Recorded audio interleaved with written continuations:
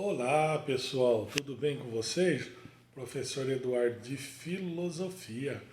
Nós vamos falar com os segundos anos aqui, fazendo a correção de questão das 2 semanas do primeiro bimestre que nós tivemos as atividades, ok? Então na primeira semana peguei um texto até um pouco grande, né?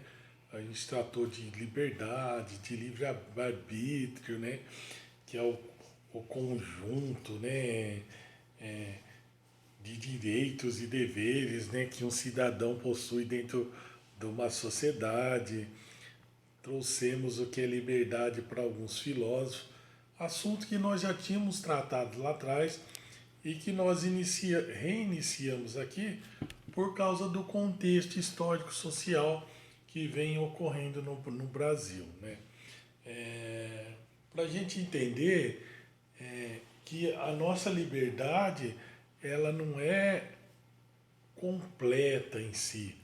A nossa liberdade ela sofre algumas limitações restritas na lei.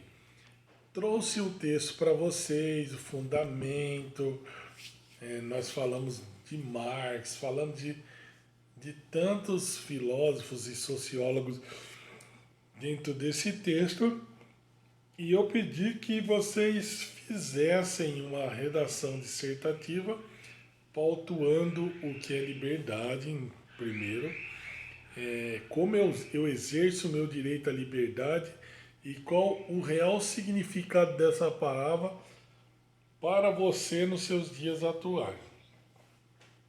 Então eu teria que discorrer o que é essa liberdade, né? Como eu estou exercendo o meu direito a essa liberdade e qual o real significado.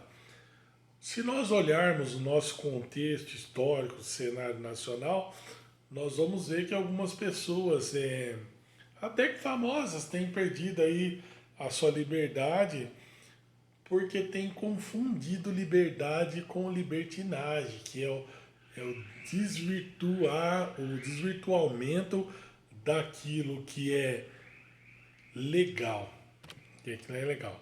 A minha liberdade, então, ela está distrita, ela está condicionada à lei. Então eu não posso desvirtuar da lei, não posso subvergir da lei, porque esse desvirtuamento legal, ele faz com que eu perca a minha liberdade. Então, dentro dessa construção, quando vocês vão fazer um texto, seja no Enem ou para uma faculdade, vocês vão dissertar, correr, nós não podemos fazer esse texto simplesmente falando, para mim liberdade é eu fazer o que eu quiser. Ele precisa ter uma construção um pouco melhor já no terceiro ano, precisa ter um embasamento um pouco melhor, porque nós precisamos entender o que é a liberdade em si, essa construção da liberdade em si, para poder direcionar e relacionar. Quando eu falo dentro de um texto que para mim a liberdade é fazer o que eu bem quiser na hora que eu quiser, eu torno essa liberdade um pouco egoísta. Você entendeu? Porque se eu faço o que eu quiser na hora que eu quiser, eu posso imaginar que eu posso entrar na casa de alguém, pegar uma coisa que não é minha, porque eu tenho liberdade de fazer o que eu quiser na hora que eu quiser e como eu quiser. Então a gente acaba tendo uma liberdade aí um pouco egoísta. Então tomar cuidado na hora de fazer um texto, de fazer uma redação, de não confundir, na verdade, a liberdade para não desvirtuar ela, para não mascarar ela. Entendeu? Se eu pudesse fazer tudo o que eu quisesse na hora que eu quisesse e todo mundo pudesse fazer isso, nós teríamos uma sociedade totalmente desorganizada. E aí nós seríamos escravos das nossas escolhas, não teríamos também mais liberdade, ok? Pense nisso na hora que você for construir aí uma redação futura, melhore, engrosse o quadro.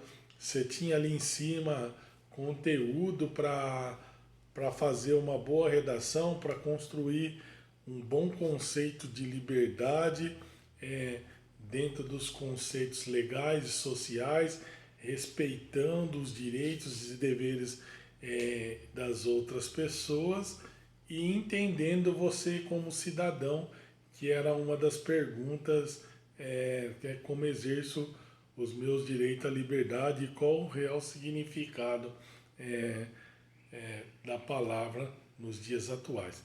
Beleza? Lembra do condicionamento legal. Quando a gente lembra do condicionamento legal, a gente descarta de plano que liberdade para nós é fazer o que bem entender.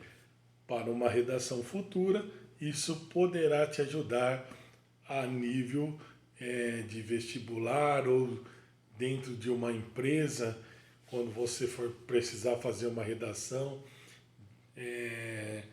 de como você pode colaborar se for contratado por aquela empresa ou vice-versa. Construir sempre os fatores, né? E relacionar sempre os fatores históricos e sociais dentro da ideia dos filósofos existentes nos faz refletir um pouco melhor e aí nós saímos do senso comum, que essa fala de fazer o que bem entender, ela está dentro do senso comum. Já no senso crítico, não. Eu questiono aquilo que eu estou fazendo. Então vamos usar um pouquinho mais do senso crítico para que nós possamos entender melhor qual é o real e o verdadeiro sentido da palavra liberdade. Ok, pessoal?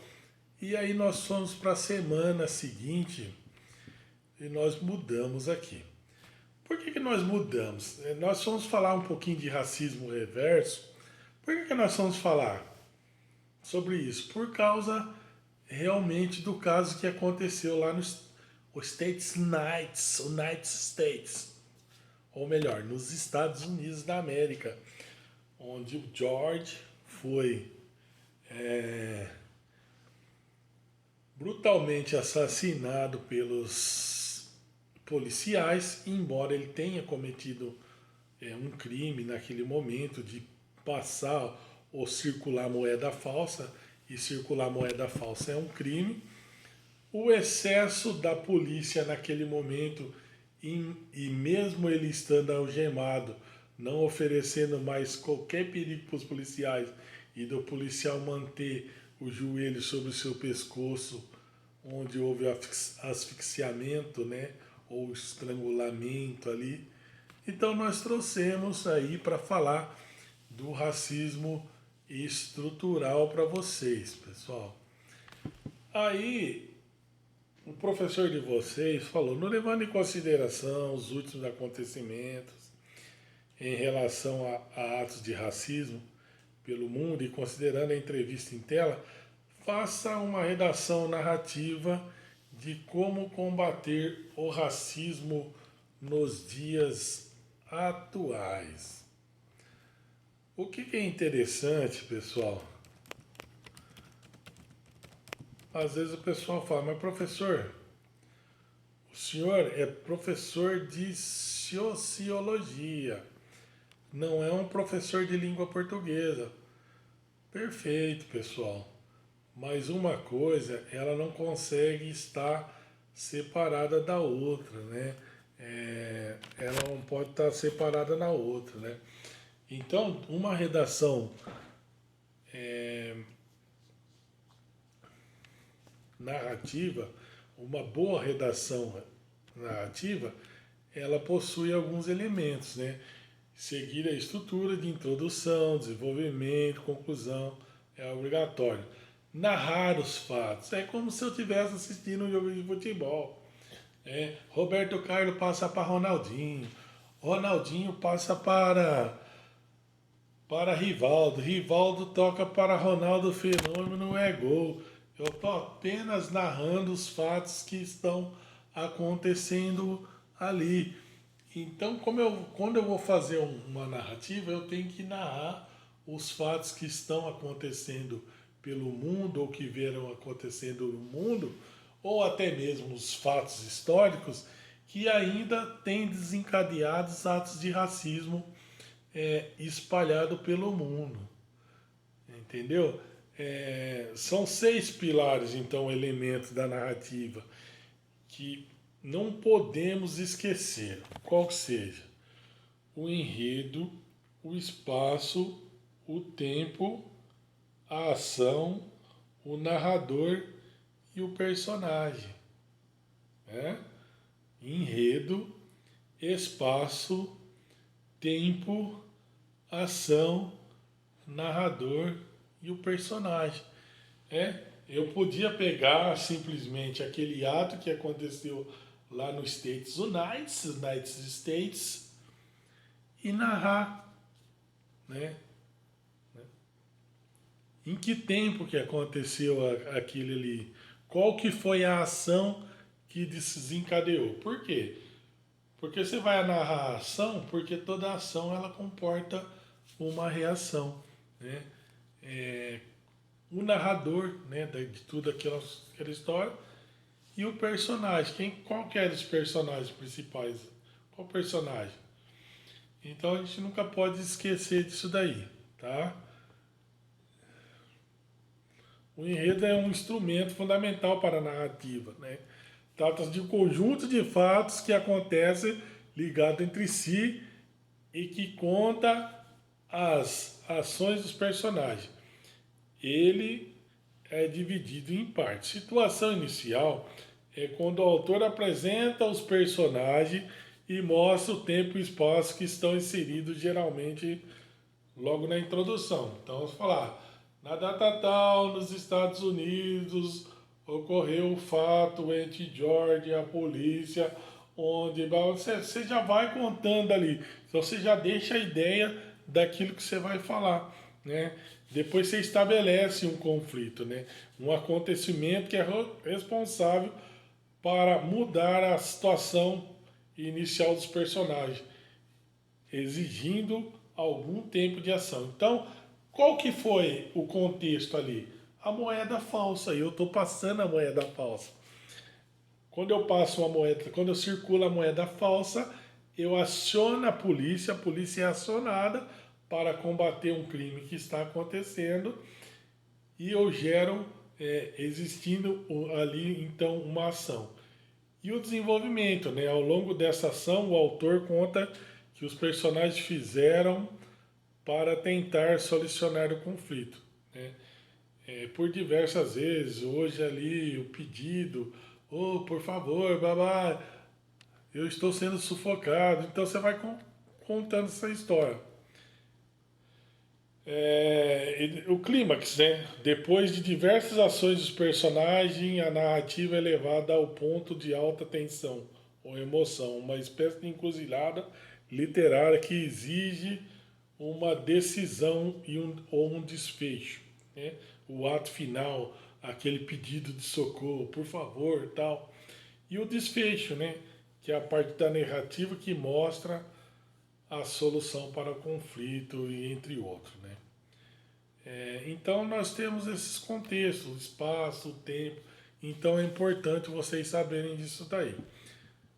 Lembrando que maiores detalhes nós vamos tirar com o professor da língua portuguesa, mas isso era o que nós tínhamos para falar para vocês dessas 2 semanas. E nessa semana em específico nós vamos ver essa correção e vamos construir mais uma narrativa, beleza? Fiquem com Deus.